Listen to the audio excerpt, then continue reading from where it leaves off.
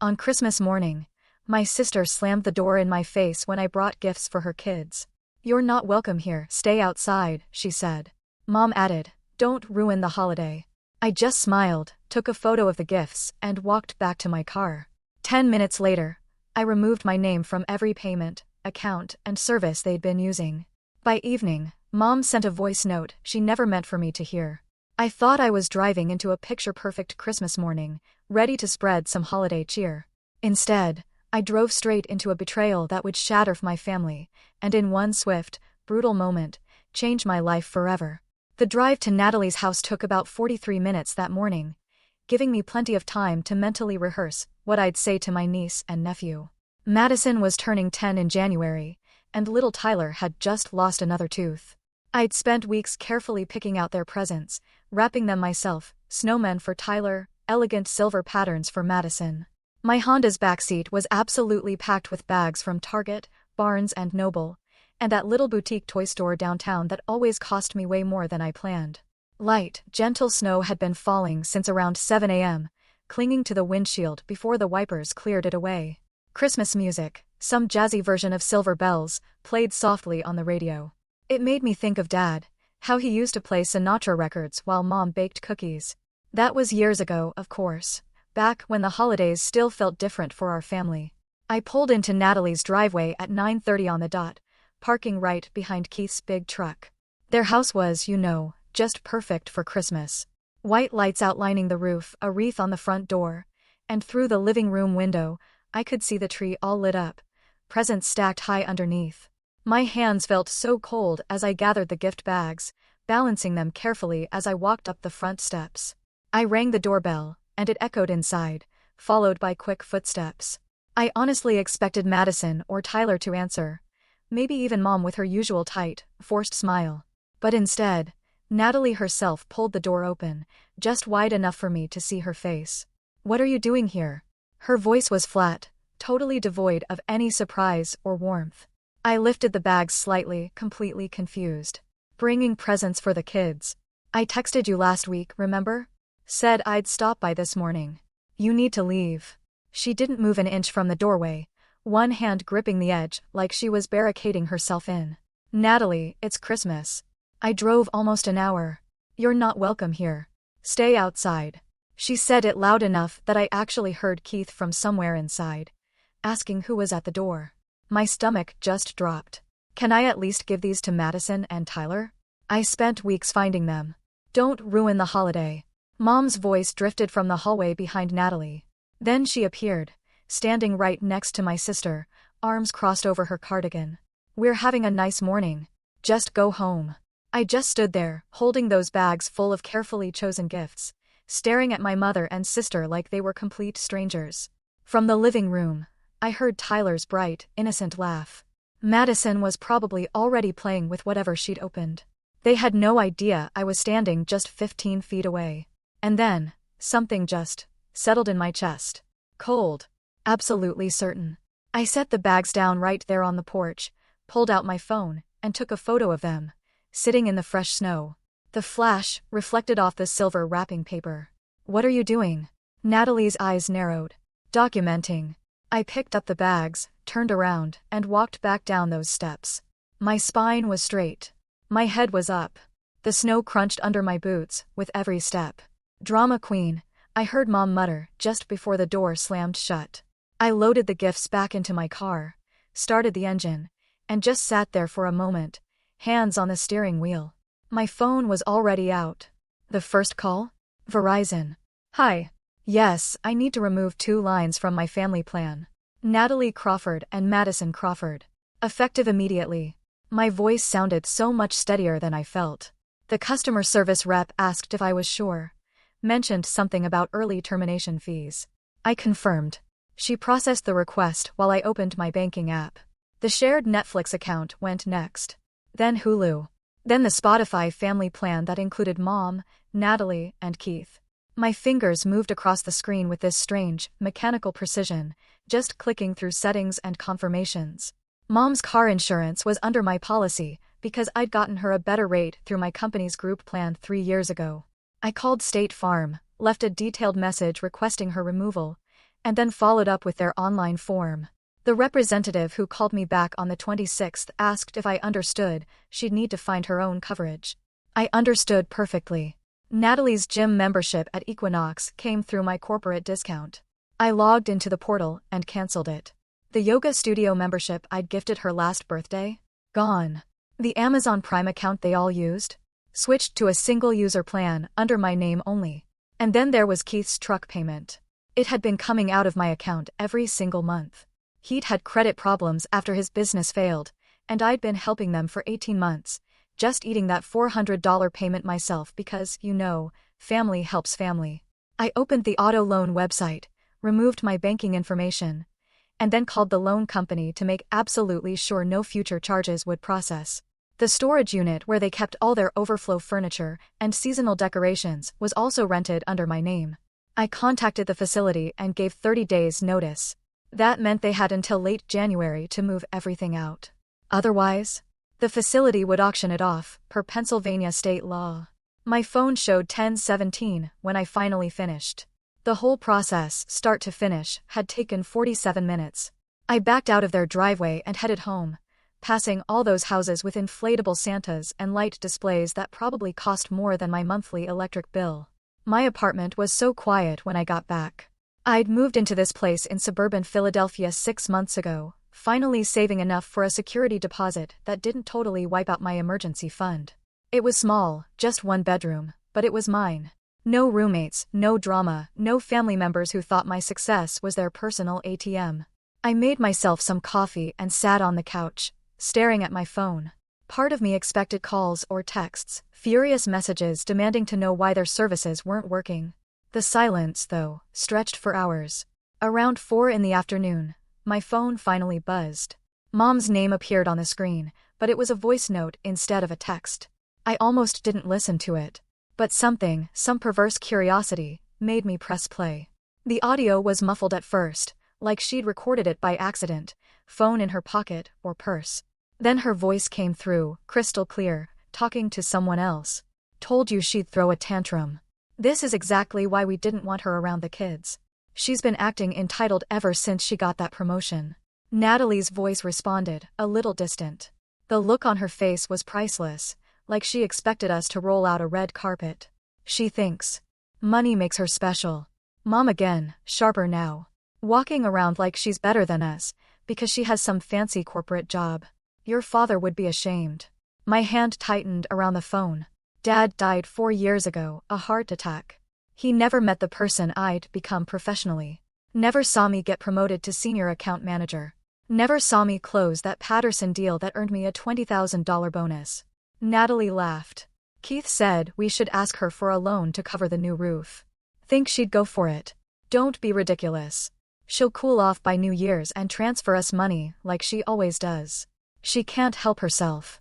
It's guilt, I think, trying to make up for moving away and abandoning the family. The recording continued for another minute, discussing whether I'd send a check or do a direct transfer, speculating about how much they could reasonably ask for. Then it just cut off abruptly. I sat there until the light outside faded to a deep, bruised purple. The voice note played again in my head, every single word etched into my memory. Moving away and abandoning the family. She can't help herself. My phone stayed silent until 7:30. Then, the text started. Natalie, my phone isn't working. Natalie, did you do something to my account? Natalie, call me now. Mom. Natalie says her phone is off. What's going on, Mom? Mom, this isn't funny. Fix whatever you did. I opened a bottle of wine and just let the messages pile up, unanswered. By 8 o'clock, my phone was ringing constantly. I turned off the sound and left it face down on the coffee table. The next morning, I woke up to 37 missed calls and twice as many texts. Most were variations on the same theme: disbelief, anger, demands that I reverse what I'd done. Keith had apparently tried to pay for groceries with a card linked to my Amazon account and been declined. Mom discovered her car insurance had been canceled when she tried to verify her coverage online. Around 10 a.m., I finally read through all the messages. Natalie's progression from confusion to absolute fury was almost fascinating to watch. Her first text had been almost polite, assuming there was some technical glitch. By message 15, She was threatening to show up at my apartment and make me fix this mess. Mom's messages took a different approach, cycling between guilt trips about family loyalty and thinly veiled insults about my character. What struck me most, though, was that neither of them asked why. There was no curiosity about what might have prompted such a drastic response. They'd slammed a door in my face, told me I wasn't welcome, accused me of ruining their holiday by simply existing on their doorstep. Yet, somehow, in their minds, I was the unreasonable one for having a reaction. I blocked their numbers and made myself breakfast: scrambled eggs, toast, orange juice. The kind of quiet meal I'd learned to appreciate since living alone. By early afternoon, they'd started calling from other numbers. I recognized Aunt Lorraine's area code, then what must have been Keith's mother's phone. Each time, I let it go to voicemail. Each message was some version of "call your mother" or "Natalie needs to talk to you right away." The funny thing about setting boundaries is how quickly people escalate when their usual methods stop working. They'd spent years training me to respond immediately to their demands, to drop everything and solve whatever crisis they'd manufactured. My silence was clearly more disturbing to them than an argument would have been. I spent the afternoon organizing my apartment, a task I'd been putting off for weeks. The closet got purged of clothes I hadn't worn in over a year. Kitchen cabinets were reorganized. I found expired coupons from 2 years ago stuffed in a drawer alongside receipts for purchases I'd made for Natalie's household. A $60 blender she'd needed for some health kick that lasted 3 weeks. An $80 humidifier for Madison's room when she had a cold. The receipts went in the trash. I wasn't keeping score anymore because the game was over. That evening, I ordered Chinese food and watched a movie I'd been meaning to see for months. My phone continued buzzing with calls from unfamiliar numbers, but I turned off the vibration. The screen lit up silently while I ate my lo mein and tried to focus on the plot. My building's intercom buzzed around 9 o'clock that same evening. Robert, the doorman's voice, crackled with static. "Ms. Reeves, there's a Natalie Crawford here to see you. Should I send her up?" My chopsticks paused halfway to my mouth. "No, thank you, Robert. Please tell her I'm not available. She's quite insistent. Mississippi says it's an emergency. Everything's an emergency with her." I set down my food. "I'm not available tonight, or any other night until further notice. She's not on my approved visitor list." Robert's voice dropped lower, his professional discretion kicking in. "Understood. I'll handle it." I heard muffled voices through the intercom before it went dead. Part of me, the old me, wanted to look out the window, to see if Natalie was making a scene in the lobby. The larger part of me recognized that impulse as old programming. The reflex to manage her emotions and minimize her embarrassment. I stayed on my couch and pressed play on the movie. She called from the lobby phone. I didn't answer. 10 minutes later, my phone lit up with a text from Keith's number. "Can you please just talk to her? She's crying in the car." I typed back. "She knows where I work. She knows my address. She knows how to reach me. What she wants is for me to fold immediately and restore everything I canceled. I'm not doing that tonight, tomorrow, or next week. When she's ready to have an actual conversation about what happened, she can email me." 3 dots appeared, then disappeared.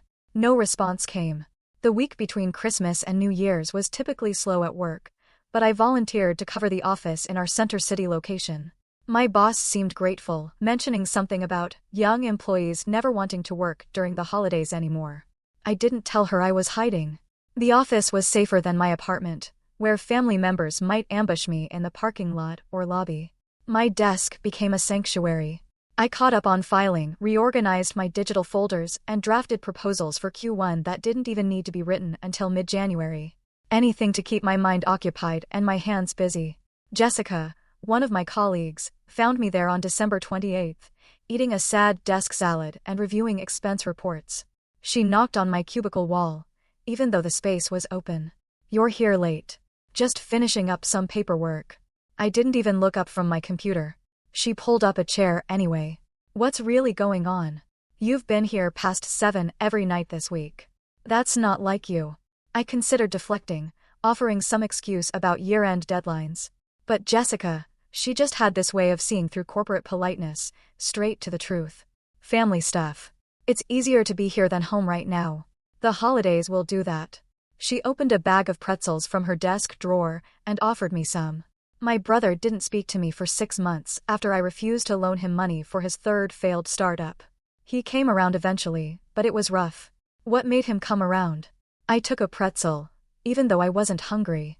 He grew up, Jessica shrugged. Realized that being related doesn't mean having limited access to my bank account. Some people figure that out, others just find new people to use. We sat there in comfortable silence for a while. Jessica didn't push for details or offer unwanted advice. She just existed in the space with me, making it feel less lonely. When she finally left around 8, she squeezed my shoulder and mumbled for me to go home and get some sleep. I waited another hour before leaving, just to be safe. New Year's Eve arrived without fanfare. I'd been invited to Jessica's party, but the thought of making small talk and pretending to be festive felt utterly exhausting. Instead, I bought a nice bottle of wine, made pasta from scratch, and watched the countdown on television from my couch. When the ball dropped, I thought about last year. I'd been at Natalie's house, watching Tyler try to stay awake until midnight while Madison practiced her violin in the next room. Mom had made her famous cheesecake. Keith had told terrible dad jokes that made everyone groan. It had felt like family, messy and imperfect, but fundamentally solid. I hadn't known then that they were already planning their budget around my contributions for the coming year. That Mom was telling Natalie to ask me for help with a new roof, treating my money like a shared resource. That my presence was tolerated only as long as I remained useful. The apartment felt so quiet as the celebration ended and late-night programming took over. I washed my wine glass and thought about the year ahead.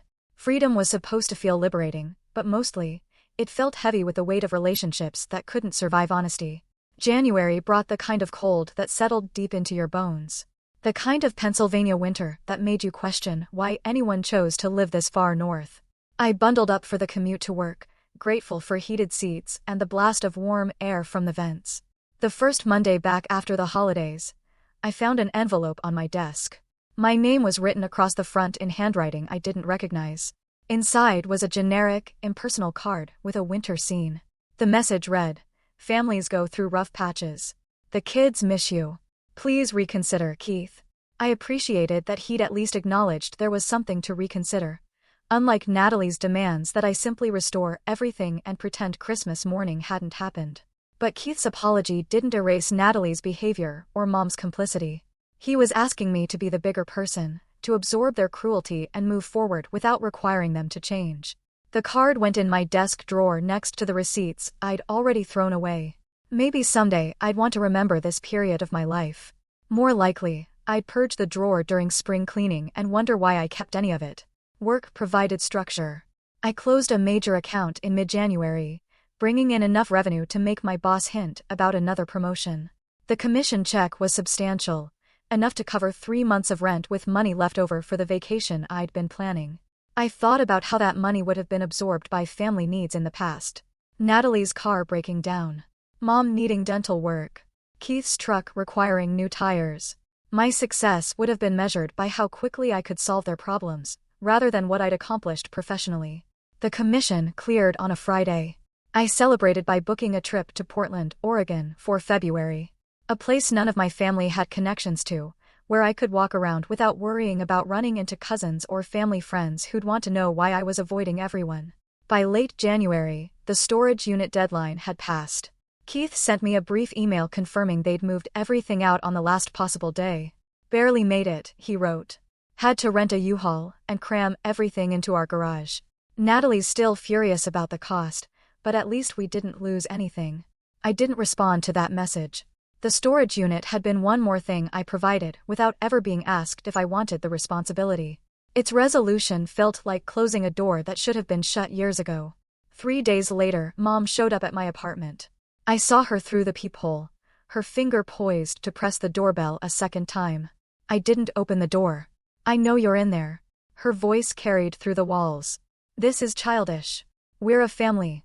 I turned up the volume on my television and waited. She rang the bell 4 more times before finally giving up.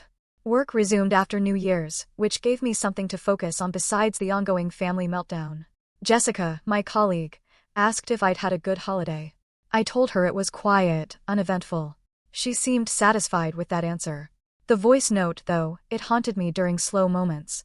I'd replay sections in my head, analyzing the tone, the casual cruelty of discussing me like I was a resource to be managed rather than a person.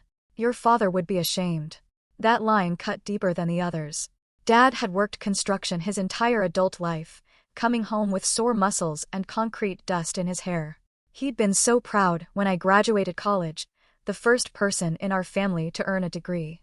He'd helped me move into my first apartment, carrying boxes up 3 flights of stairs despite Mom insisting he'd hurt his back. "You're going places, kid," he'd said, wiping sweat from his forehead. "Don't let anyone make you feel bad about it." I just wish he'd been more specific about who anyone might include. February brought Valentine's Day, and another attempt at contact. This time, Natalie sent a letter to my office. The envelope had my name written in her looping handwriting, forwarded through the company mail system. Inside was 2 pages of single-spaced explanation. She was sorry about Christmas morning. Mom had been stressed about money. Keith's hours had been cut. The kids missed me. Could we please talk? The letter never mentioned the voice note. It never acknowledged the years of financial support I'd provided, or the casual expectation that I'd continue indefinitely. It asked me to be the bigger person, to remember that family forgives.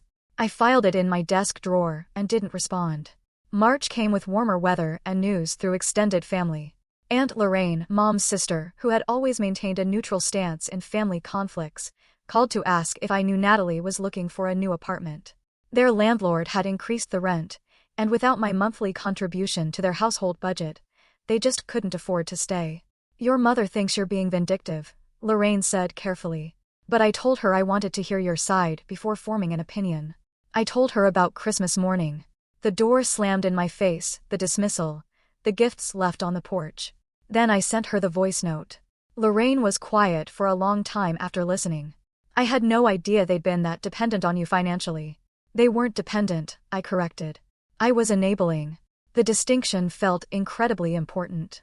They planned their life around my income without ever asking if I was willing to be part of that plan. "What do you want to happen now?" She asked it gently, without judgment. "I want them to figure out their own finances. I want to stop being treated like an obligation instead of a person." My throat felt tight. "I want my father's memory to be something other than a weapon they used to manipulate me." Lorraine sighed. "I'll talk to your mother, but you should know she's telling people you cut them off over a misunderstanding, that you're holding a grudge over nothing. Let her tell whatever story makes her feel better." I meant it. April arrived with cherry blossoms and a promotion. Senior Director of Account Management, with a salary that would have made my family's demands seem like pocket change. I celebrated with Jessica and a few other colleagues, drinking expensive cocktails at a rooftop bar and watching the sunset over the city. The promotion came with additional responsibilities and a team to manage. 3 direct reports who looked to me for guidance and mentorship. I found myself enjoying the leadership role more than I'd expected. Teaching someone else how to navigate difficult clients or structure a proposal gave me a purpose beyond just hitting quarterly targets. One of my new team members, a recent graduate named Ashley, reminded me so much of myself at 23. Eager, hardworking, perpetually worried she wasn't doing enough. During our first one-on-one meeting, she apologized 3 times for minor mistakes that barely registered as issues. "You're doing fine," I told her, reviewing her client correspondence. "Better than fine, actually. Your follow-through is excellent." "I just don't want to let anyone down," she said, twisting her pen between her fingers. "My family sacrificed a lot for me to go to college. I need to make it count." Something in her tone made me pause. "That's a lot of pressure to carry." "It's just how it is," she said matter-of-factly, like the weight was normal.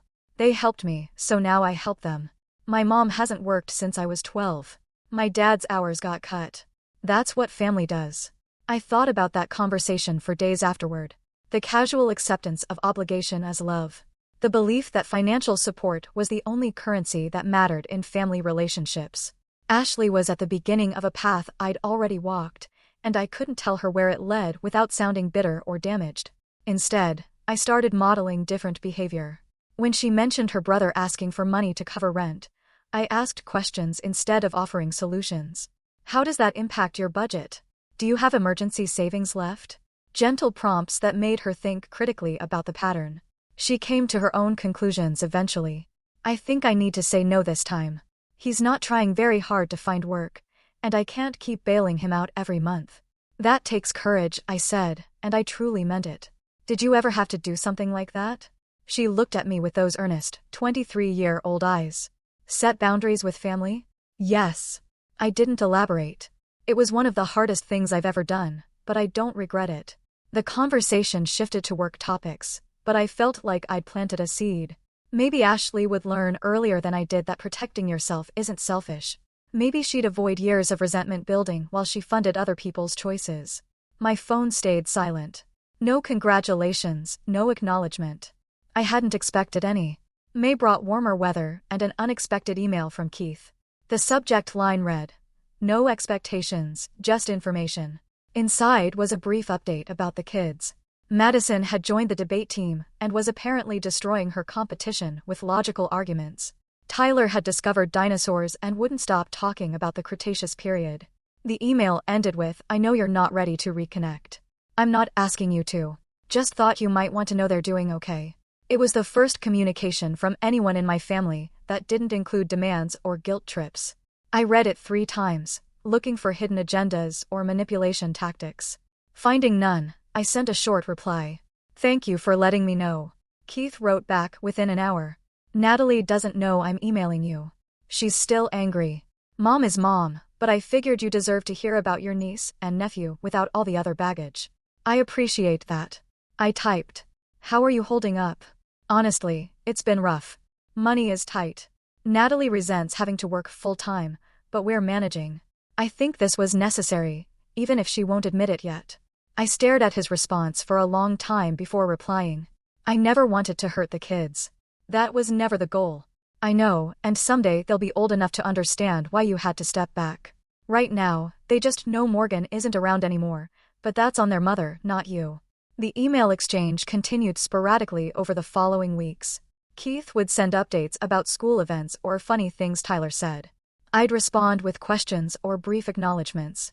We maintained careful boundaries, never discussing the larger family conflict or speculating about future reconciliation. Through these updates, I learned that Natalie had taken a job at an insurance company doing claims processing. Before Christmas, she'd been working part-time at a boutique, something that barely covered her personal expenses while I subsidized the household. She hated the full-time work, according to Keith, but the benefits were good and the pay was steady.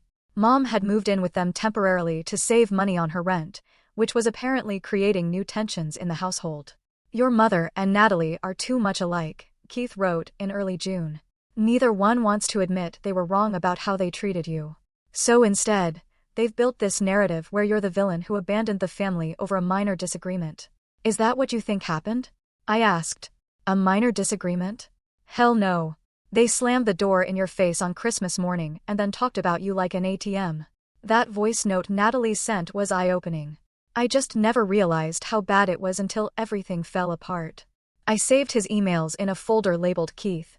Maybe having one family member who understood the reality was worth something. Or maybe I was just desperate for any connection to the people I'd once considered my immediate family. June also brought my trip to the coast, a long weekend in a rental house overlooking the ocean. I'd invited Jessica and 2 other friends from work. We spent 3 days eating seafood, playing board games, and watching sunsets that painted the sky in impossible colors. On the last night, we sat around a fire pit on the deck. Jessica was telling a story about her disastrous first apartment when she turned to me. "You seem different lately. Lighter somehow." Lighter? I wasn't sure what she meant. "Like you're not carrying something heavy anymore." She poked the fire with a stick. "When I first met you 2 years ago, you always seemed stressed, always checking your phone, worried about something. Now you're just here." The observation caught me off guard. I hadn't realized how much of my mental energy had been consumed by managing family expectations. Even before Christmas morning, I'd been perpetually braced for the next crisis or request. The subconscious tension of waiting for someone to need something. "I cut off my family," I said quietly. The words felt strange to speak aloud to friends. Or they cut me off. Depends on who's telling the story. Jessica didn't look surprised. "I figured it was something like that. You want to talk about it?" So I did. The whole story spilled out while the fire crackled and the ocean whispered against the shore below. Christmas morning, the voice note. the systematic dismantling of financial support. My friends listened without judgment, asking occasional questions, but mostly just witnessing. Do you think you'll ever reconcile? Someone asked when I finished. I don't know. It was the most honest answer I had. I think reconciliation would require them to acknowledge what actually happened, to take responsibility for how they treated me. I'm not sure they're capable of that. What would you need from them? Jessica's question was gentle but direct. If they showed up tomorrow wanting to fix things, what would it take? I thought about it while the fire died down to embers. A real apology. Not, I'm sorry you're upset, but, I'm sorry for what I did. Acknowledgement that they saw me as a resource rather than a person. Proof that they've made changes and aren't just coming back because they need money again. That's a high bar, Jessica observed. It should be. The alternative is going back to a relationship where I'm valued for what I provide instead of who I am. I pulled my jacket tighter against the ocean breeze. I'd rather be alone than return to that. The conversation drifted to other topics, but the confession had lifted something. I'd spoken the truth aloud to people who cared about me, and they hadn't told me I was being dramatic or vindictive. They just accepted that sometimes cutting off family is the healthiest choice you can make. Summer meant long days and weekend trips to the beach with friends I'd made outside the family circle. People who asked about my life without calculating how my success could benefit them. I learned to paddleboard and got a sunburn across my shoulders that peeled for a week. In August, Madison turned 11. I thought about her all day, wondering if she remembered the aunt who used to take her to the Children's Museum and buy her books about mythology. Tyler would be 7 by now, probably playing soccer or baseball, assuming his birthday had already passed. I'd never know. September brought cooler weather and an unexpected encounter. I was leaving the grocery store when I saw Keith loading bags into his truck. He spotted me at the same moment, his expression shifting through several emotions before settling on something like embarrassment. Hey! He closed the truck bed and walked over. Been a while. 8 months. I held my ground, paper bags balanced against my hip. Look, about Christmas. He rubbed the back of his neck. That was messed up. I tried to tell Natalie she was being unreasonable, but your mom got in her head about it. Why are you telling me this? I genuinely wanted to know. Because I'm tired of watching my wife stress about money while refusing to admit why we're in this situation. He looked so exhausted. She thought you'd always be there to catch us. She planned our budget around your help without considering what would happen if you stopped giving it. And now, I shifted the bags to my other hip. Now we're figuring it out. I got a second job doing night security. Natalie's working at a call center. The kids are in public school instead of that private academy your mom insisted on. He shrugged. It's harder, but at least it's honest. I didn't know what to say to that. Keith had always been peripheral to the family drama. Married to my sister, but somehow separate from her worst impulses. For what it's worth, he continued. I listened to that voice note Natalie accidentally sent you. Made me realize how she really saw you. He glanced back at his truck. I should go, but I wanted you to know that not everyone in the family thinks you're the villain here. He walked away before I could respond. I drove home with his words circling in my head, trying to decide if his apology changed anything. It didn't. I realized Keith's awareness of the problem didn't erase the years of being treated like a financial resource rather than a sister and daughter. October meant Halloween and memories of taking Madison trick-or-treating when she was Tyler's age. She dressed as a princess, her costume carefully selected from the clearance rack at Party City, because Natalie said spending full price was wasteful. I bought her the crown she really wanted, the expensive one with fake gems that caught the light. I wondered if she still had it. November arrived with early snow and another letter, this time from Mom. The envelope was addressed in shaky handwriting, her cursive less steady than I remembered. Inside was a single page. I'm sorry for what I said on that recording. I was angry and said things I didn't mean. You're my daughter and I love you. Please come home for Thanksgiving. The letter felt hollow.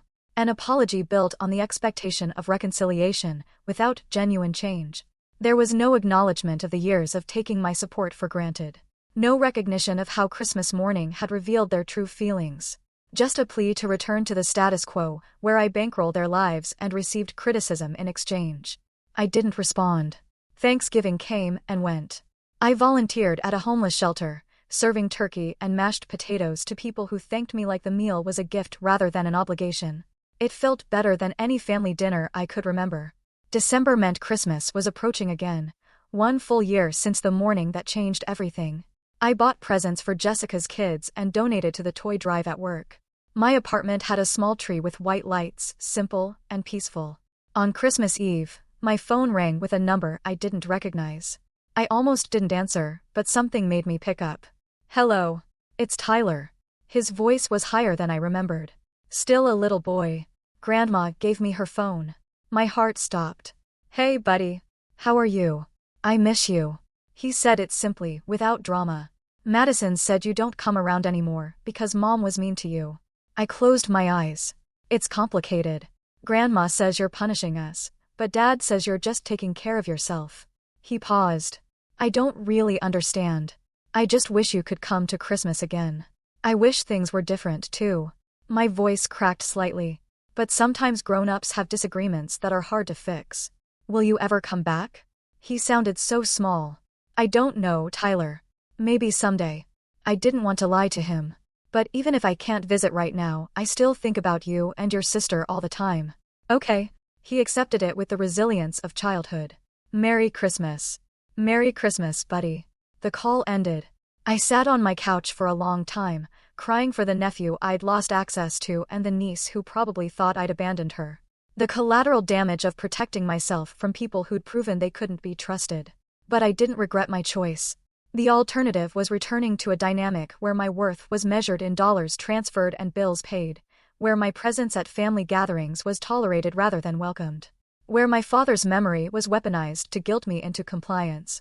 January brought a new year and a fresh start. I signed up for pottery classes and joined a book club. My life expanded in directions that had nothing to do with obligation or family expectation.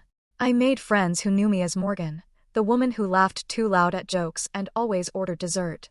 Not Morgan, the sister who paid for everything. Not Morgan, the daughter, who was supposed to sacrifice herself for family unity. The voice note still lived on my phone, tucked away in a folder I rarely opened. Sometimes I wondered if I should delete it, remove the evidence of that casual cruelty. But it served as a reminder of why boundaries matter, why protecting yourself isn't selfish, even when people you love call it punishment. Spring arrived with rain and blooming flowers. I got a text from an unknown number that turned out to be Natalie messaging from a new phone. "Can we talk?" I stared at it for an hour before responding. "About what? About fixing this? About being a family again?" "We can talk," I typed back. "But fixing it means acknowledging what broke it. Are you ready for that conversation?" The typing indicator appeared and disappeared 3 times before her response came through. "I don't know." At least she was honest. "Let me know when you figure it out," I replied. She didn't message again. Summer meant 1.5 years had passed since that Christmas morning. I'd built a life that didn't revolve around managing other people's crises or funding their lifestyle choices. The guilt still surfaced occasionally, usually late at night when I was tired and vulnerable to old patterns of thinking. But mostly, I felt free. Free from the expectation that my success was communal property. Free from the resentment that built each time I transferred money to people who considered it their due. Free from the voice in my head that sounded like Mom telling me I was abandoning the family by choosing myself. Dad would understand, I decided. The man who'd carried boxes up 3 flights of stairs and told me to go places wouldn't want me stuck in a cycle of being used by people who were supposed to love me. I didn't know if Natalie would ever be ready for the conversation that might rebuild our relationship. I didn't know if Mom would ever apologize without expecting immediate forgiveness and the restoration of my financial support. I didn't know if Madison and Tyler would grow up resenting me or eventually understand why I'd walked away. What I knew, though, was this. The woman who'd driven to her sister's house on Christmas morning with bags full of gifts wouldn't have survived another year of that treatment. That door slammed in my face was the last permission I needed to stop setting myself on fire to keep other people warm. I still had that photo I'd taken on the porch that morning.